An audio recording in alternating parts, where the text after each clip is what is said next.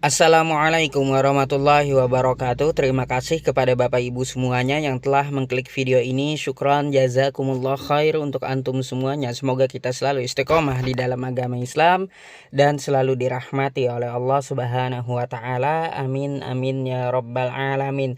Bapak Ibu semuanya, di dalam tayangan video ini kita bukan bermaksud untuk mengadu domba, tetapi tayangan video ini agar kita lebih berpikir untuk memilih pendidikan anak kita.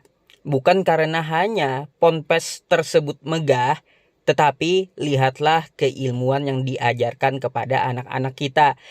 Di video ini ada santri Al Zaitun yang pelanga-plongo melihat penjelasan santri di luar Al Zaitun. Dan saya harap untuk menonton video ini sampai selesai, semoga video ini mengedukasi kita semuanya. Lanjut bang, kalau imam sudah keburu ruku tapi makmum belum membaca surat Al-Fatihahnya, belum selesai lah.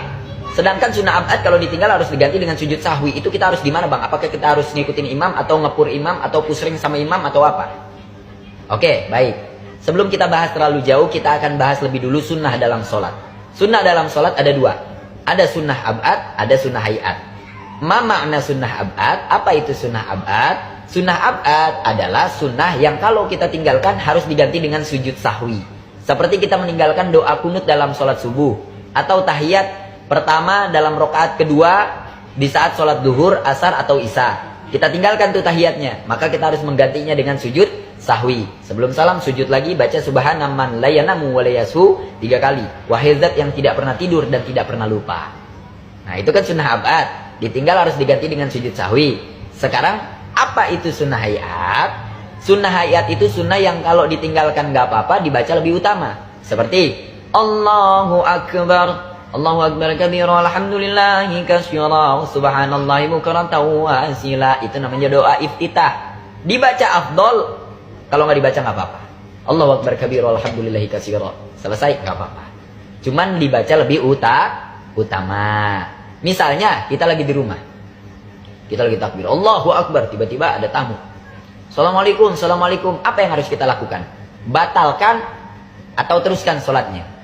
Jawabannya tergantung sholatnya. Kalau sholatnya sholat sunnah, kalau orang tua manggil kita, guru manggil kita, atau ada tamu, batalkan dulu sholat sunnahnya. Tapi kalau sholatnya sholat wajib, begitu kita Allahu Akbar ada tamu, suaranya agak dikencengin. Qul huwallahu ahad. Nah, jadi kencengin tuh. Biar si tamu itu ngedengar bahwa kita lagi sholat. Nah, kemudian yang termasuk dalam sunnah hayat itu ketika kita ruku baca subhana rabbiyal azim wa bihamdi. Dibaca sekali boleh, 2 kali utama, 3 kali afdal. Ketika kita sujud, khususnya kata Imam Ghazali dalam Bidayatul Hidayah, kalau kita sujud terakhir dalam sholat, rokaat kedua dalam sholat subuh atau rokaat keempat dalam sholat asar, zuhur atau isya, itu lamain seukuran baca subhanallah 21 kali. Banyakin baca doa di sujud terakhir. Karena itu salah satu makom ijabah. Tempat yang doa itu diijabah oleh Allah. Jadi sujud agak lama. Cuman jangan lama-lama. Ntar dikira orang, kenapa ini orang sujudnya lama, punya banyak utang, bagaimana nih gitu kan ya.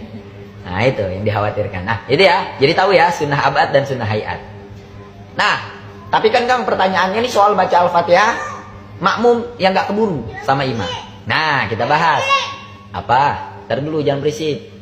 Makmum itu ada 2. Pertama ada makmum muafik, kedua ada makmum masbuk. Jangan berisik. Makmum muafik itu makmum yang ketika dia menjadi makmum dengan imam, dia punya cukup banyak waktu untuk membaca surat Al-Fatihah sebelum imam ruku. Itu namanya makmum muafik. Jadi begitu imam takbir Allahu Akbar, kita juga ikut takbir Allahu Akbar. Nah kita ini makmum muafik. Ada lagi makmum masbuk. Makmum masbuk. Imam udah waladhdallin, udah ruku, amin, ruku imamnya, kita baru takbir. Kita Al-Fatihah belum selesai, imam keburu itidal dan sujud. 2 rukun. Nah, itidal, sujud. Nah, berarti kan kita ketinggalan nih. Apa yang harus kita lakukan? Maka kalau kita menjadi imam masbuk, makmum masbuk, makmum yang datangnya telat, ikuti imam. Ikuti imam, karena imam akan bertanggung jawab atas kekurangan-kekurangan yang ada pada makmum. Jadi baca surat Al-Fatihah. Dengerin dulu. Baca surat Al-Fatihahnya misalkan baru Alhamdulillahirabbil alamin arrahmanir rahim. Imam udah ruku, i'tidal, sujud. Nah, udah ikutin aja. Nah, itulah makmum masbuk dan makmum muwafiq serta sunnah dalam sholat, sunnah abad dan sunnah hayat. Semoga bermanfaat. Bisa diambil referensinya dalam kitab Nihayatuz Zen atau I'anatul Thalibin Juz 2. Jazakumullah khairul jaza. Saya hanya menyampaikan, saya tidak pandai. Ya, seperti reporter lah yang menyampaikan kabar, seperti itulah saya. Yang hebat itu yang ngarang kitabnya, itu luar biasa. Yang hebat itu ulama-ulama Allahnya, itu luar biasa. Wassalamualaikum warahmatullahi wabarakatuh. Setuju nggak Kang Harun turun? Kok maksa ya? Lu buka kamera lu. Anak kecil lo maksa. Terus one by one. Hah? Bilangnya anak kecil, jangan bilang anak kecil paman. Kang Anom itu udah bukan anak kecil paman. Gua anak kecil, gua udah punya anak.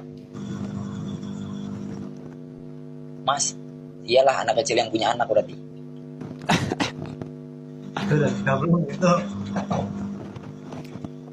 Oh ya udah gini. Lu maunya sama siapa? By one sama siapa? Sama gua apa sama Kang Harun? Coba. Mau apa ini? Astagfirullahaladzim. Kan tadi situ yang minta pengen diskusi tentang tauhid, jangan ke fikih. Saya ikut. Yuk kita diskusi soal tauhid. Tauhid yang kita bahas mau di era Asy'ariyah dan Maturidiyah itu sendiri, atau sebelum Asy'ariyah dan Maturidiyah, atau ba'dul mutaakhirin. Maksud saya yang di demo yang dianggap sesat itu secara akidah atau secara fikihnya gitu loh. Kedua-duanya. Saya sudah bilang itu sudah kedua-duanya. Ya ayo monggo dibahas sesatnya di mana. Ya ayo monggo dibuka kameranya. Lagi kamera anak kecil. Gini aja deh, gini. Saya kasih nomor WhatsApp pribadi saya, bukan WhatsApp admin langsung. Kita PC. Nyimpen nomor lo buat HP bang. Nyimpen nomor lo buat HP. Aduh, kita turun. Aduh Kang Harun turunin aja ya, pusing, naik darah saya. Boleh. Lu nggak danta lu. Duh, hampura.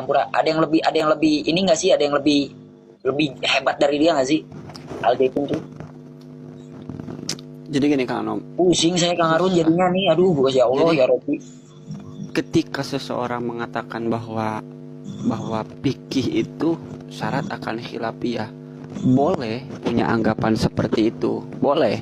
Kenapa? Karena pengambilan fikih itu kan ijtihad min adillatiha tafsiliyah. Cuman mengesampingkan fikih itu berbahaya. Kenapa? Ujung-ujungnya ke tauhid juga. Kalau sholat kita gak diatur, yang penting kita sholat lah, ketetapan Al-Quran berarti melanggar. Itu berbahaya dengan tauhid juga. Bisa jindik juga ya. Betul. Mana sini.